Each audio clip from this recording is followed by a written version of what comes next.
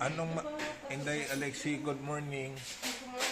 Oh, it's 4:18 in the morning. Anong masiling mo? Anong masiling mo sa anything ay bilin mo diri sa Bacolod kay mapamanila na kamo? I don't want to leave. You don't want to leave? Nga, Because we have family here and the food here has flavor, but back home it's just salt and pepper. Anong ma-miss mo diri sa Bacolod? Anong ma-miss mo? Family and food.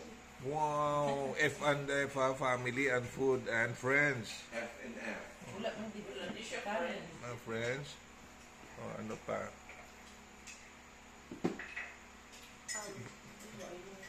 5 feet 3 inches ka na dahil 11 years old ka pa lang, 5 feet 3 inches ka na dahil, no? Anong ginakaon mo to? Anong ginakaon mo to sa Auckland man? Anong ginait mo to sa New Zealand nga kataas sa kay Inday Apo man, no? I don't know. Enjoy ka man di siyang 2 weeks vacation mo? Kag sa 3 weeks? Or, you know? That's my beautiful granddaughter, Inday Alexi.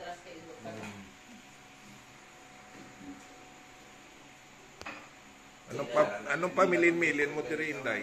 Yung aga sa tanan, no, kapasalamat gid ako sa Sarpino family, no, sa tatlo kasi manang pag-amuma diri sa amon sa Liroville Subdivision, Bacolod City, manamit gid ang pagkaon sa adlaw-adlaw, maayo gid ang amon tulog sa adlaw-adlaw kay bangod nga gid andahan kami sa isa ka Airbnb dira ni Sir Godfrey, no? Sir Godfrey. Salamat marika manamit nga pisang kanlaon galaw po. Di nga mo makadto nga kaaga pa sa adlaw ari na kamo katutaw di ka mo makadto. Uli na kami sa siyudad sang Auckland, New Zealand. Pero maagi ka mo anay sa may connecting flight lang mo. Balema pa Manila kami anay, matinir kami dito mga pulo ka oras. Dahil malupad kami pakanto sa Sydney, Australia. Pulo ka oras gid?